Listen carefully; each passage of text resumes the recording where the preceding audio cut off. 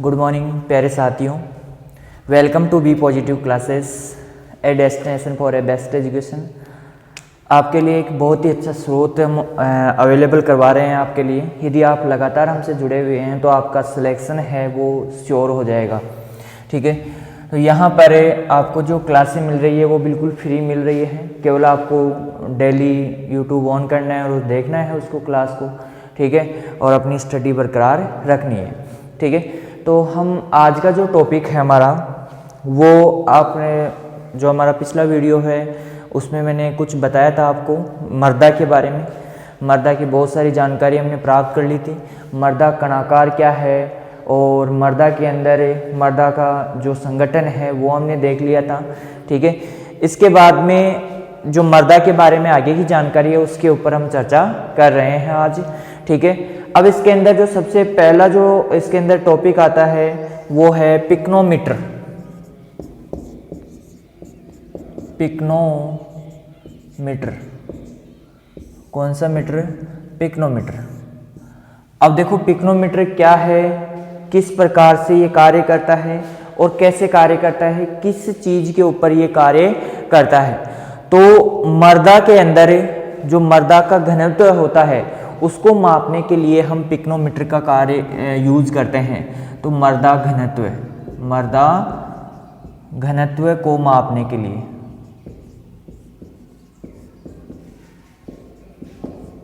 या घनत्व ज्ञात करने के लिए हम क्या करते हैं? पिक्नोमीटर का प्रयोग करते हैं। किसका प्रयोग करते हैं? पिक्नोमीटर का प्रयोग करते हैं। मर्दा का घनत्व ज्ञात करने का यंत्र है ये एक प्रकार का। ठीक है, तो आपसे क्वेश्चन पूछा जा सकता है कि निम्न में से यहाँ पर निम्न में से जो यंत्र है वो कण घनत्व है या फिर मर्दा घनत्व ज्ञात करने वाला यंत्र है। तो यहाँ पर पिक्नोमीटर दे देगा, जेल मीटर दे देगा, कुछ भी दे सकता है। तो ऑप्शन में तो आपको क्या करना है? पिक्नोमीटर का यहाँ पर सही आंसर लगाना है आपको। क्लियर है? ठीक है, इसके बाद में पिक्नोमीटर है। अब हम बात करते हैं कि जो साधारण मर्दा होती है, कौन सी मर्दा होती है? साधारण मर्दा होती है। साधारण मर्दा कौन सी मर्दा होती है? साधारण मर्दा होती है। तो साधारण मर्दा का जो कण घनत्व होता है क्या होता है? कण घनत्व। क्या होता है? कण घनत्व। और या फिर इसको साधारण घनत्व बोल सकते हैं। वो कितना होता है? या तो कण घनत्व बोल सकते हैं या क्या बोल सकते हैं इसको? साधारण घनत्व बोल सकते हैं। तो वो कितना होता है? 2.65 mmCC। यानी कि यहाँ पर ये क्या है, इसकी जो इकाई है उसके बारे में यहाँ पर मैंने लिखा है कि 2.65 ग्राम, सॉरी ग्राम आएगा यहाँ पर, क्या आएगा? ग्राम आएगा, mm नहीं आएगा, ग्राम पर सीसी। तो यहाँ पर सीसी क्या है इसकी? जैसे हम मापते हैं प्रति लीटर, प्रति ग्राम। ठीक है, तो इस प्रकार से होता है। तो ये क्या है यहाँ पर? 2.65 ग्राम पर सीसी। ठीक है, ये क्या है? इसका इकाई है, यूनिट है इसकी। ठीक है, अब यदि हम बात करते हैं यहाँ पर कि बलुई मर्दाओं में यहाँ पर जो साधारण मर्दा होता है, सॉरी यहाँ पर एक तो होता है कण घनत्व हो गया, साधारण घनत्व, या फिर इसको बोल सकते हो वास्तविक घनत्व बोल सकते हो। क्या बोल सकते हो? वास्तविक घनत्व बोल सकते हो इसको, वास्तविक घनत्व बोल सकते हो। और यहाँ पर वास्तविक घनत्व एक होता है स्थूल घनत्व। जो स्थूल घनत्व होता है कौन सी मर्दाओं का? साधारण मर्दाओं का। साधारण मर्दाओं का स्थूल घनत्व। किसका? साधारण मर्दाओं का स्थूल घनत्व। और साधारण मर्दाओं का स्थूल घनत्व होता है 1.33 ग्राम पर सीसी। ठीक है, ये इस प्रकार से इसका स्थूल घनत्व होता है और इसका क्या होता है? कण घनत्व होता है। ठीक है, अब हम बात करते हैं कि जो मर्दा होती है उनमें मर्दाओं में हमने देखा है कि जैसे कुछ मर्दाएं होती है, जैसे हम ब्लूई मर्दाओं की बात करें, कौन सी मर्दाओं की बात करें? ब्लूई मर्दाओं की बात करें तो ब्लूई मर्दाओं में यहाँ पर देखो, ब्लूई मर्दाओं में रंध्रों की संख्या यहां पर हम बात करें किसकी, रंध्रों की संख्या। किसकी बात करें, रंध्रों की संख्या। और कौन सी मृदाएं, ब्लूई मृदाएं। अब ब्लूई मृदाओं में रंध्रों की संख्या ज्यादा होगी या कम होगी, ये आपको बताना है। देखो, एक होती है क्ले मृदाएं। कौन सी मृदाएं होती है, क्ले मृदाओं में रंध्रों की संख्या देखेंगे और ब्लूई मृदाओं में रंध्रों की संख्या देंगे। तो यहां पर यदि हम बात करें तो जो ब्लूई मृदाएं होंगी, तो ब्लूई मृदाओं में लगभग 25,000 रंध्र प्रति वर्ग मीटर। क्या होंगे, 25,000 रंध्र प्रति वर्ग मीटर। और क्ले मृदाओं में 2.5 इंटू 10 की पावर 6 रंध्र प्रति वर्ग मीटर। आप इसको ऐसे भी लिख सकते हो वर्ग मीटर को, ठीक है। 2.5 इंटू 10 की पावर 6 जो रंध्र होते हैं वो प्रति वर्ग मीटर पाए जाते हैं। कौन सी मृदाओं में आपकी, कौन सी मृदाएं आपकी जो मृदाएं होती है, कौन सी मृदाएं होती है, एक तो क्ले मृदाएं होती है, एक होती है ब्लूई मृदाएं। कौन सी मृदाएं होती है, क्ले मृदाएं होती है, एक होती है ब्लूई मृदाएं। कौन सी मृदाएं होती है, क्ले होती है और एक होती है ब्लूई मृदाएं होती है। तो यहाँ पर जो ब्लूई मृदाएं हैं उनमें रंध्रों की संख्या, देखो ब्लूई मृदाओं में रंध्रों की संख्या कम और यहाँ पर रंध्रों की संख्या ज्यादा। यानी कि हम इसको ऐसे लिखना चाहे तो 25 और 6 जीरो लगा दो इसको, तो यहाँ पर हो जाएंगे 3 और 2 5, सॉरी हो गए 6, 3 ये 6 जीरो। तो इकाई, दहाई, सैकड़ा, हजार, 10,000, लाख, 10 लाख, करोड़। तो 2 करोड़ सॉरी 2.5 करोड़ जो रंध्र है वो पाए जाएंगे।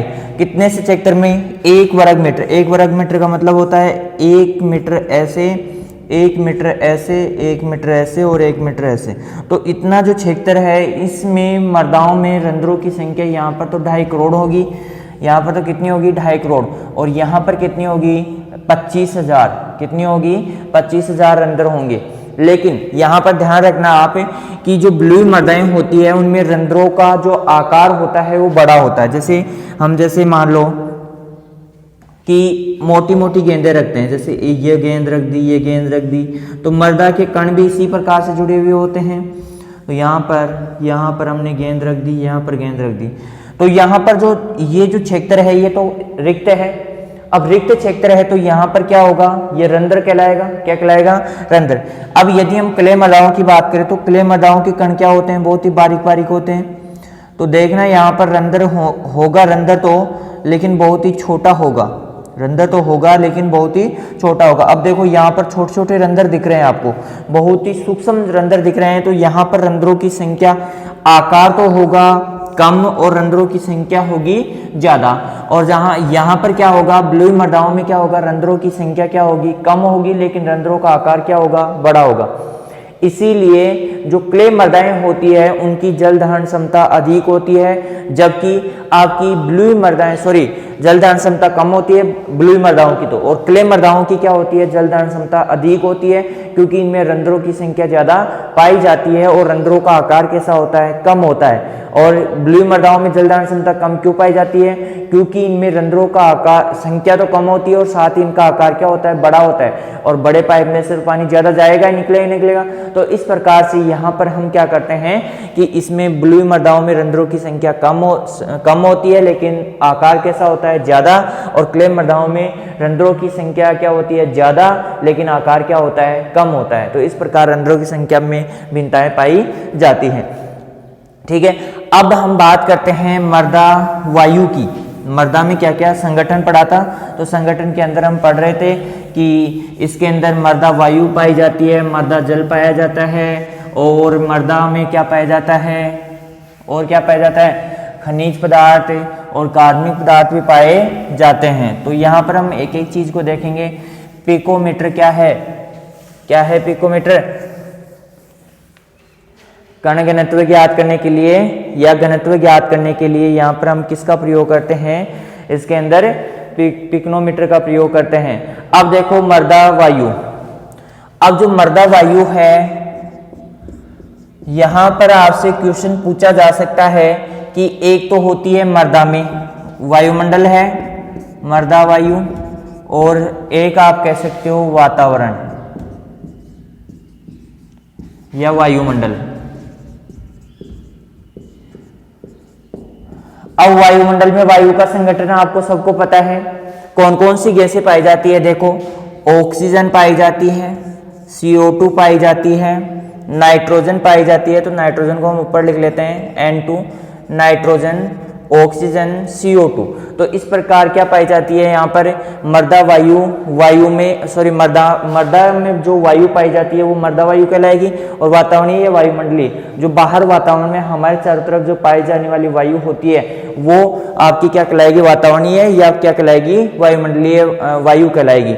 तो यहाँ पर नाइट्रोजन जो है वो यहाँ पर आपको ध्यान रखना है कि नाइट्रोजन जो पाई जाती है वो लगभग इसके अंदर वातावरणीय सबको पता होगा वायु का संगठन 79%, यहाँ पर 21% है ना। और इसके बाद में यहाँ पर क्या पाई जाती है, CO2 की बात करें तो CO2 0.03%।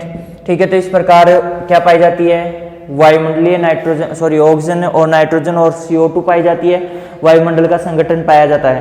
ठीक है, तो ये जो स्थिति है यहाँ पर इस चीज को और इस चीज को देखना कि कौन से में ऑक्सीजन ज्यादा पाई जाती है और कौन से में क्या पाई जाती है, आपकी CO2 ज्यादा पाई जाती है। यहाँ पर आप इसको, यदि आप इसको लिखना चाहते हो तो यहाँ पर 20.96 भी लिख सकते हो, यहाँ पर ये भी लिख सकते हो इसको।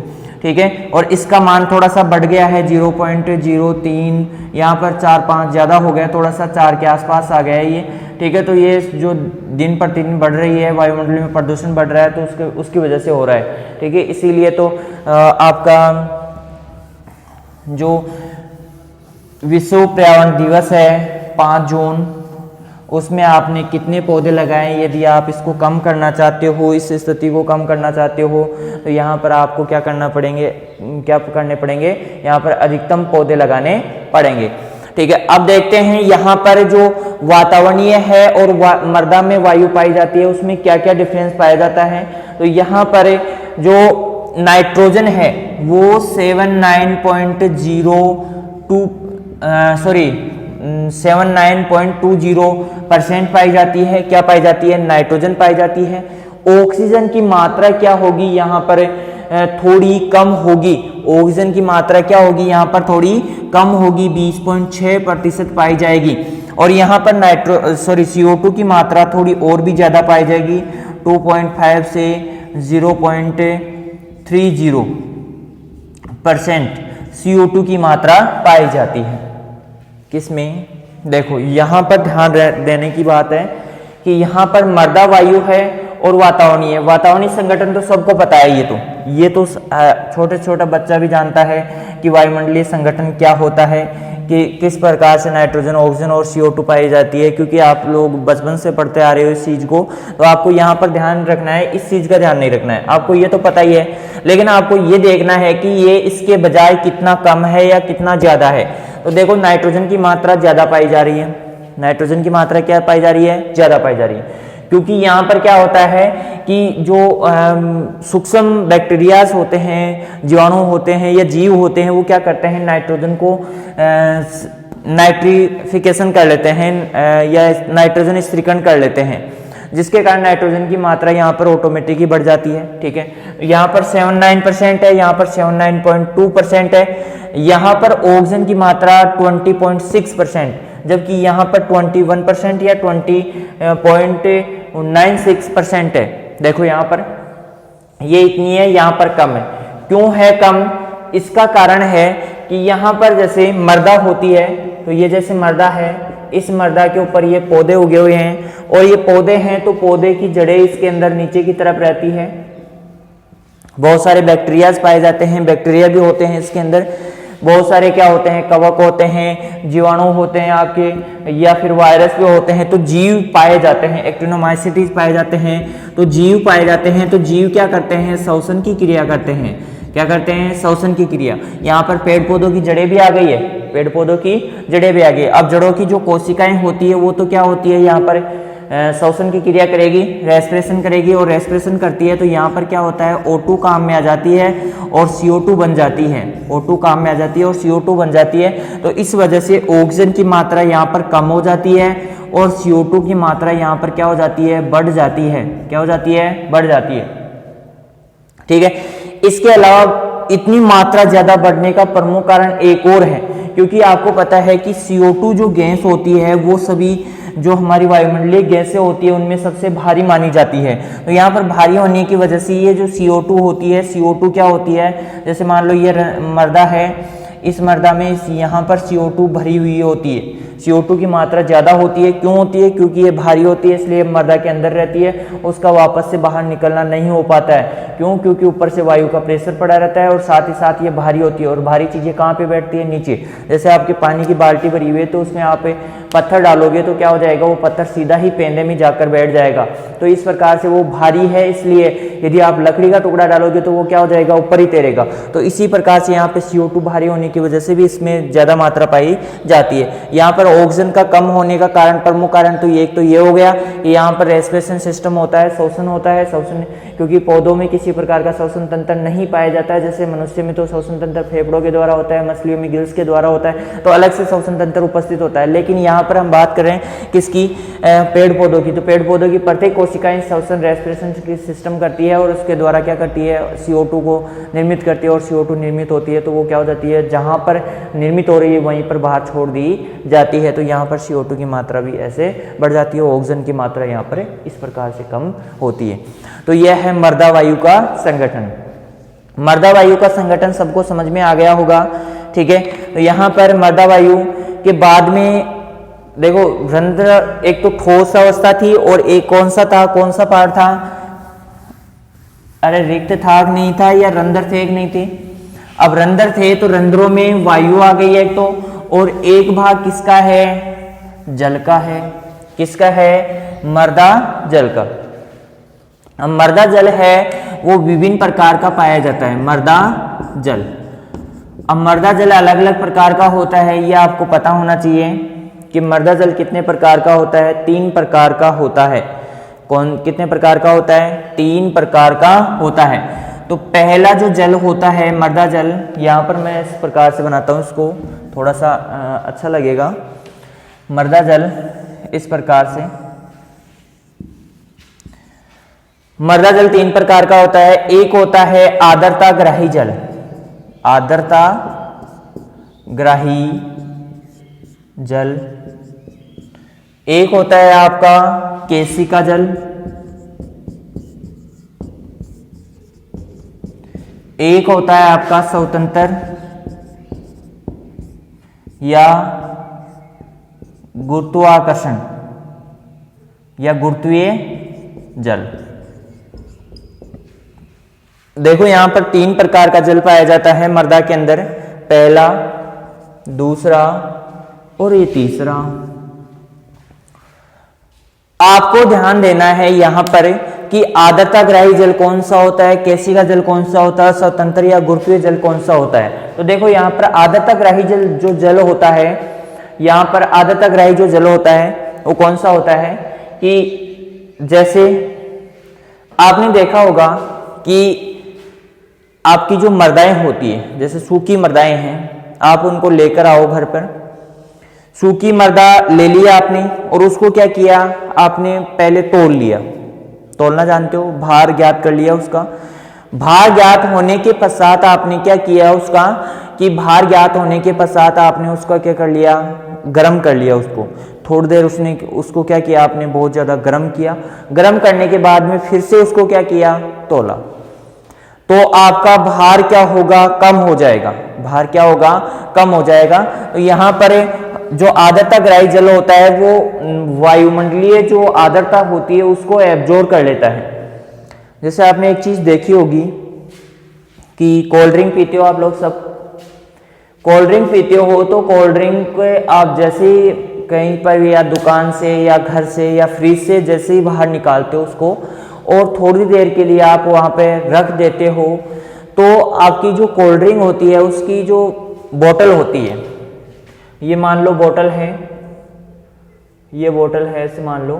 अरे बोतल सही नहीं बन रही है, देखते हैं बोतल सही बनती है, अब की बार सही बनेगी। ये बोतल है, ठीक है। तो इस बोतल के जो बाहरी सतह है क्या है? इसकी बाहरी सतह है, तो इस बाहरी सतह पर और जितने क्षेत्र में आपकी कोल्ड ड्रिंक होगी उसी क्षेत्र में बाहरी सतह पर जल की बूंदें दिखाई देती है। चारों तरफ इसके जल की बूंदें दिखाई देती है।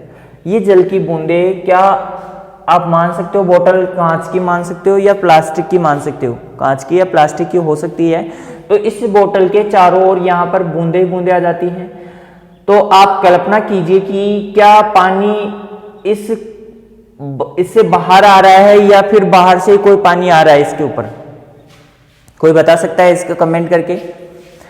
जल्दी से कमेंट करके बताइए कि क्या बोतल के बाहर, आपने सबने देखा होगा, ये चीज तो देखी होगी सबने कि बोतल के बाहर क्या हो जाता है आपका पानी आ जाता है। तो उस पानी, वो जो पानी है वो कहाँ से आया है, उसके ऊपर जो पानी है वो कहाँ से आया है, ये चीज आपको बतानी है कमेंट करके।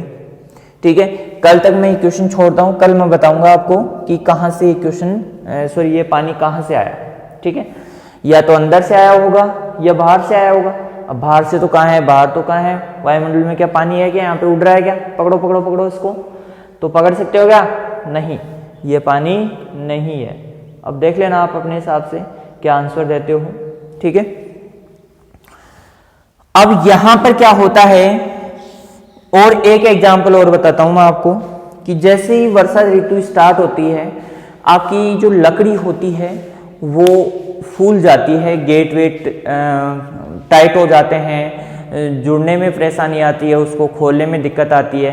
तो इस प्रकार की समस्याएं उत्पन्न होती है। तो ऐसी समस्याएं क्यों उत्पन्न होती है, ये देखिए यहाँ पर देखिए कि जब आपकी नमी होती है, वर्षा होती है, तो उसमें नमी की मात्रा क्या हो जाती है, वायुमंडल में बढ़ जाती है। और वायुमंडल में नमी की मात्रा बढ़ती है तो नमी एब्जॉर्ब कर लेती है लकड़ी। ठीक है, और जो कास्ट होती है वो एब्जॉर्ब कर लेती है, और एब्जॉर्ब होने के बाद में वो फूल जाती है। ठीक है, तो इस कारण से आपको दिक्कतें आती है। अब मृदा की जो कण होता है, मृदा का कण होता है, चलो अब बता ही देता हूँ, आपने कमेंट किया होगा तो देखा होगा तो किया होगा, और नहीं आता है तो फिर क्या कमेंट करोगे। ठीक है, तो ठीक है, यहाँ पर जो पानी है वो वायुमंडल में उपस्थित जल वाष्प होती है, वो होती है। जैसे मान लो कितना ही शुष्क मौसम हो जाए, कितना ही भयंकर गर्मी पड़ जाए, लेकिन आप जैसे ही कोल्ड ड्रिंक बाहर निकालते हो उसके चारों तरफ पानी की बूंदें आ जाती है, क्योंकि वो जो जल वाष्प थी वो बहुत ज्यादा वाष्प अवस्था में है, और वाष्पित अवस्था में जैसे ही वो ठंडे के संपर्क में आएगी वो ठंडी हो जाएगी, और वाष्प जैसे ठंडी होती है वो पानी की बूंदों के रूप में बदल जाती है। ठीक है, तो संघनन के कारण होता है ऐसा, और इसके कारण क्या होता है, जो वाष्प होती है, वाष्प ही यहाँ पर क्या करती है, ठंडी होकर क्या हो जाती है, जल की बूंदों में बदल जाती है। तो यहाँ पर ये मृदा का कण है। इस मृदा कण की सतह के ऊपर यहाँ पर एक परत पाई जाती है जो इसके बिल्कुल चिपकी हुई रहती है। किसके? जो मृदा का कण होता है उसके चिपकी हुई रहती है। तो ये जो जल होता है ये क्या कहलाएगा? आर्द्रताग्राही जल कहलाएगा। क्या कहलाएगा? आर्द्रताग्राही जल कहलाएगा। और ये जो जल होगा वो यहाँ पर देखो दो चीजें आती हैं, एक होता है सहसंजन बल, सहसंजन बल, और एक होता है आसंजन बल। एक कौन सा बल होता है? सहसंजन, और एक कौन सा बल होता है? आसंजन बल होता है। तो यहाँ पर आसंजन बल किसे कहते हैं, सहसंजन बल किसे कहते हैं? जब समान अणुओं के मध्य लगने वाला बल क्या कहलाता है आपका? अरे क्या कहलाता है? सहसंजन कहलाता है। और असमान अणुओं के मध्य लगने वाला बल क्या कहलाएगा? यहाँ पर आसंजन कहलाएगा। तो यहाँ पर बताओ, ये तो मृदा का कण है, ये तो कौन सा कण है? मृदा का। और ये जो बाहरी सतह के ऊपर पाई जा रही है परत है, ये किसकी है? जल की। तो ये तो ठोस भाग है, और ये क्या है? ठोस भाग है, और ये द्रव्य भाग है। तो कौन सा बल लगेगा रे यहाँ पे? क्या समान है दोनों? नहीं, यहाँ पर ये तो मृदा का कण है और ये क्या है? द्रव्य है, जल है। तो यहाँ पर जल के अणुओं के मध्य लगता है तो क्या कौन सा हो जाता है? सहसंजन। और ठोस और यहाँ पर मृदा का कण, और यहाँ पर क्या है? द्रव्य के मध्य बल लग रहा है, तो ये कौन सा कहलाएगा? आसंजन बल के द्वारा यहाँ पर ये जल क्या होता है? इसके ऊपर चिपका हुआ रहता है। इसे हम आसानी से अलग नहीं कर सकते। ये लगभग आपके 31 एटीएम वायुमंडलीय दाब पर उपस्थित एटमॉस्फेरिक प्रेशर के ऊपर ये क्या होता है? एटीएम के ऊपर क्या होता है? ये क्या होती है? वायुमंडलीय दाब की इकाई होती है यूनिट ऑफ एटमॉस्फेयर, ठीक है। तो वायुमंडलीय दाब की क्या होती है, यूनिट होती है 31 एटीएम एटमॉस्फेरिक प्रेशर के ऊपर क्या होता है, ये उपस्थित होता है, पाया जाता है। कितने एटीएम पर, 31 एटीएम पर पाया जाता है। ये आसंजन बल के द्वारा जुड़ा होता है और यहाँ पर ये ठोस द्रव्य है, ये दृढ़ता के साथ, और ये जो जल होता है ये पौधों के लिए ग्राही नहीं होता है, पौधों के लिए ग्राही नहीं होता है। तो आपको यहाँ पे 3-4 लाइनें लिखनी है। देखो पहला तो कौन सा है, यहाँ पर ये जल एटीएम पर उपलब्ध होता है, कितने एटीएम पर, 31 एटीएम पर उपलब्ध होता है, अवेलेबल होता है, ठीक है। इसके अलावा ये जल मृदा कणों के साथ दृढ़ता से चिपका रहता है, और दृढ़ता के साथ कौन से बल के द्वारा चिपका रहता है, आसंजन बल के साथ जुड़ा हुआ रहता है, ठीक है। फिर इसके बाद में ये पौधों को ग्राही नहीं होता है, कितने एटीएम पर, 3-4 लाइनें लिखनी है। तो ये क्या होता है आपका, इस प्रकार से आर्द्रता ग्राही जल पाया जाता है। तो यहां पर आप लिख भी सकते हो इसको कि ये देखो पहला जो पॉइंट है वो लिखोगे आप यहां पर ए लगाकर कि यह जल 31 एटीएम पर उपलब्ध होता है, ठीक है। बी पॉइंट लगाओगे आप, यह जल आसंजन बल के द्वारा मृदा कणों से बंधा रहता है, मृदा कणों से बंधा रहता है, ठीक है। तीसरा पॉइंट, यह जल पौधों को प्राप्त नहीं होता है, या पौधों को प्राप्त नहीं होता है, ऐसे लिख लो, प्राप्त नहीं होता है। अब आपको अच्छा लग रहा है तो वैसे लिख लेना, आप अपने हिसाब से नोट्स बनाओ। यहाँ पर मैं आपको बता रहा हूँ केवल कि यहाँ पर यह जल 31 एटीएम पर यह जल आसंजन बल के द्वारा कणों से बंधा रहता है, यह पौधों को प्राप्त नहीं होता है। तो ये 2-3 चीजें लिख लीजिए आप अच्छे से। और ये क्या होता है, मृदा कणों से दृढ़ता से चिपका रहता है, ये भी लिख सकते हो आप आराम से, ठीक है। तो यहाँ पर आपसे पूछा जाएगा कि ये जल कितने एटीएम पर अवेलेबल होता है, ये जल कौन से बंध के द्वारा बंधा रहता है या बल के द्वारा जुड़ा रहता है। तो आसंजन बल के द्वारा ये पौधों को प्राप्त होता है कि नहीं होता है। तो यहाँ पर आपसे क्वेश्चन पूछा जाएगा, निम्न में से कौन सा जल पौधों के लिए प्राप्य है या कौन सा जल पौधों के लिए अप्राप्य है। तो इस प्रकार से क्वेश्चन बन सकते हैं, आपके क्वेश्चन आए हुए हैं, तो आपको ध्यान रखना है यहाँ पर, ठीक है। इसके बाद में हम बात करते हैं कौन सा जल आता है, केशिका जल। अब केशिका जल कौन सा होता है इसकी चर्चा हम बाद में करेंगे, सबसे पहले हम स्वतंत्र जल के या गुरुत्वीय जल के बारे में पढ़ लेते हैं। अब इसका नाम देखो स्वतंत्र अवस्था में, मतलब किसी से कोई मतलब नहीं है इसको, ये स्वतंत्र अवस्था में पाया जाता है। किस अवस्था में पाया जाता है, स्वतंत्र अवस्था में पाया जाता है, मतलब किसी से जुड़ा हुआ नहीं रहता है। अब जुड़ा हुआ नहीं रहता है तो इसका मतलब ये सीधा ही क्या होगा कि स्वतंत्र होने की वजह से ये जैसे ही मृदा की सतह के ऊपर गिरा वैसे ही नीचे चला जाएगा, जैसे ही मृदा की सतह पर पहुंचेगा ये क्या हो जाएगा, नीचे चला जाएगा, और नीचे जाकर ये क्या हो जाएगा, नीचे वाले क्षेत्रों में चला जाएगा। तो यहाँ पर या फिर इसको कह सकते हैं ये गुरुत्वीय आकर्षण बल के कारण मृदा में न ठहर कर ये सीधा ही नीचे चला जाता है, नीचे के क्षेत्रों में चला जाता है। तो इसलिए इसको क्या कहते हैं, गुरुत्वीय या स्वतंत्र जल कहते हैं। ये मृदा कणों की सतह के ऊपर चिपकता नहीं है, डायरेक्ट जो रंध्र होते हैं उनके माध्यम से सीधा ही नीचे चला जाता है, ठीक है। और ये जो जल होता है वो 1/3 एटीएम पर उपलब्ध होता है। कितने एटीएम पर, 1/3 एटीएम पर। ये किसी प्रकार का कोई बल कार्य नहीं करता है इसके ऊपर। कौन सा बल कार्य करता है, केवल गुरुत्वीय बल के कारण ये नीचे के क्षेत्रों में चला जाता है। तो एक पॉइंट लगा लिया आपने, 1/3 एटीएम पर उपलब्ध होता है, या इससे भी कम कह सकते हो, उपलब्ध होता है या रहता है, या इससे भी कम, या इससे भी कम दाब पर ये पाया जाता है। इसके अलावा ये पौधों के लिए प्राप्य होगा नहीं होगा, तो ये पौधों के लिए बिल्कुल भी प्राप्य नहीं है। तो पौधों के लिए प्राप्य नहीं है, प्राप्य नहीं है, पौधों के लिए किसी प्रकार से प्राप्य नहीं है। और इसके ऊपर जो बल कार्य करता है वो गुरुत्वीय बल होता है। गुरुत्वीय बल के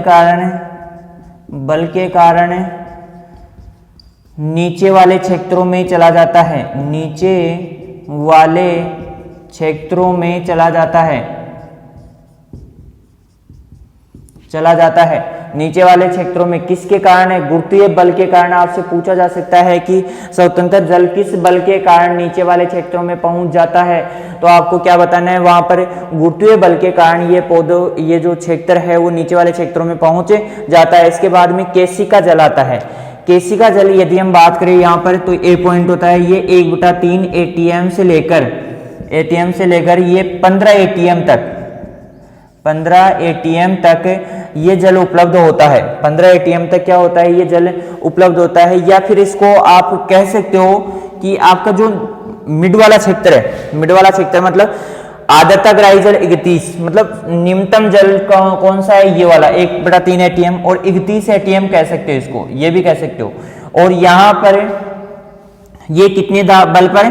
यहाँ पर 1/3 एटीएम से लेकर 31 एटीएम तक उपलब्ध होता है। बी, ये कौन से बल के द्वारा?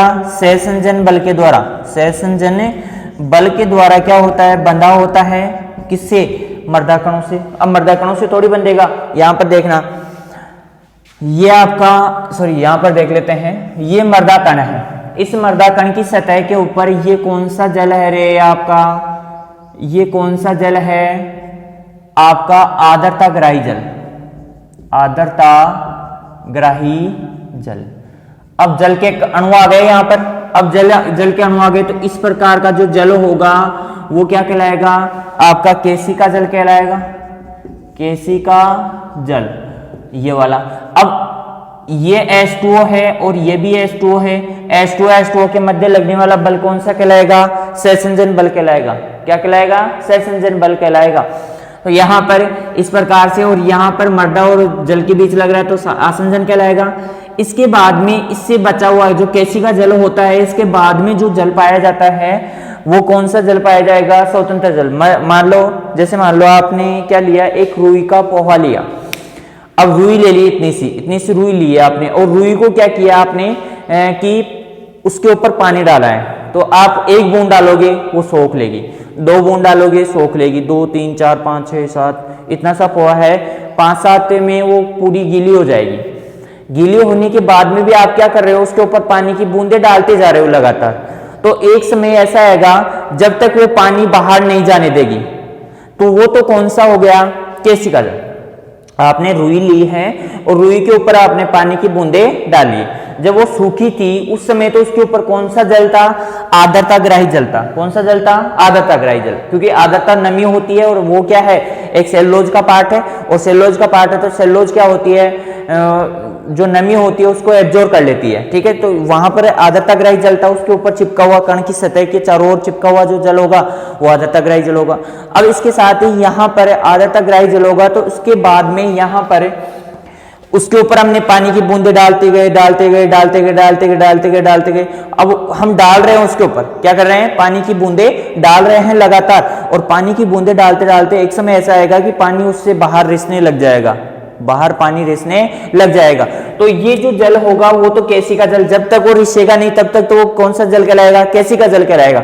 और जैसे ही वो रिसना शुरू हुआ तो रिस कर जो जल जा रहा है वो क्या कहलाएगा? गुरुत्वीय जल या स्वतंत्र जल कहलाता है। मतलब स्वतंत्र अवस्था में मृदा में पाया जाता है। यहाँ पर ध्यान रखना आप कि ये जो जल है इसके अलावा जो जल पाया जाएगा केशिका जल के बाद में, वो जल क्या कहलाएगा? स्वतंत्र जल। यहाँ पर ये 1/3 एटीएम से लेकर 31 एटीएम तक जल पाया जाता है, सहसंजन बल के द्वारा बंधा जाता है। और ये तीसरी और महत्वपूर्ण बात, यह जल पौधों को प्राप्य होता है, पौधों को प्राप्य होता है। मतलब पौधे इसी का प्रयोग करते हैं, पौधे इसी जल का उपयोग करते हैं। तो यहाँ पर 3 प्रकार के जल हो गए, आर्द्रता ग्राही जल, केशिका जल, स्वतंत्र या गुरुत्वीय जल। तो इनमें से ऐसे क्वेश्चन बनते हैं। यहाँ पर आपको ध्यान रखना है कि ये कौन से कणों से बंधा रहता है, किस प्रकार का बल होता है, और क्या जल पौधों को प्राप्य है या नहीं है। तो ये भी जल पौधों को प्राप्त नहीं होता है और ये भी जल पौधों को प्राप्त नहीं होता है। और पौधों को प्राप्त कौन सा होता है? केशिका जल केवल पौधों को प्राप्त होता है। ठीक है, तो इस प्रकार से ये 3 प्रकार के जल पाए जाते हैं। अब यहाँ पर यदि हम बात करें कि जो स्वतंत्र जल होता है वो मृदा में स्वतंत्र जल होता है। कौन सा जल होता है? ये स्वतंत्र जल है। अब स्वतंत्र जल है ये मृदा में हम बात करें तो कितने समय तक रुक सकता है। जैसे हमने क्या किया है, रुई के पोहे लिए। अब रुई के पोहे लिए तो इसमें जो स्वतंत्र जल होगा पूरा, मतलब 4-5 रुई के पोहे ले लिए आपने और उसके बीच में से जगह बना दी आपने, ठीक है। अब उसको क्या कर रहे हो आप, उसके ऊपर पानी डाल रहे हो, पानी डाल रहे हो। पहले एक पोहा भीगेगा, फिर दूसरा, फिर तीसरा, फिर चौथा, फिर पांचवा, फिर भी आप पानी डालते जा रहे हो उसके ऊपर। तो वो पानी डाल दिया आपने, जैसे मान लो 4-5 बूंद आपने एक्स्ट्रा डाल दी। आपने जब तक 4-5 बूंद डाली तब तक एक ही बूंद निकल पाई, फिर एक बूंद थोड़ी देर बाद में, जैसे आप कपड़े सुखाते हो, कपड़े सुखाते हो तो जैसे ही कपड़े सुखाते हो उस समय तो पानी की बूंदें दबादब गिरती है, अरे दबादब गिरती है। और जैसे ही आप क्या करते हो कि पानी की बूंदें दबादब गिरती है, उसके बाद में थोड़ी देर बाद में आप देखते हो कि वही बूंदें टप टप टप गिरने लगती है। फिर थोड़ी देर बाद में और देखते हो तो फिर टप, फिर रुक जाता है 15 मिनट के लिए, फिर टप, ऐसे होता है। तो आपने इस चीज को कैसे नोट किया, तो आपने देखा कि पानी क्या हो रहा है, एक्स्ट्रा तो है उसमें, पानी एक्स्ट्रा तो है, गुरुत्वीय बल से, बल वाला पानी है, जल है, वाटर है, और वो धीरे धीरे गिर रहा है। पहले तेज गिर रहा था क्योंकि मात्रा ज्यादा थी, फिर धीरे धीरे गिर रहा है, तो मतलब एक्स्ट्रा है तभी तो निकल रहा है उसमें से, तो एक्स्ट्रा जो जल है वो निकलता रहता है।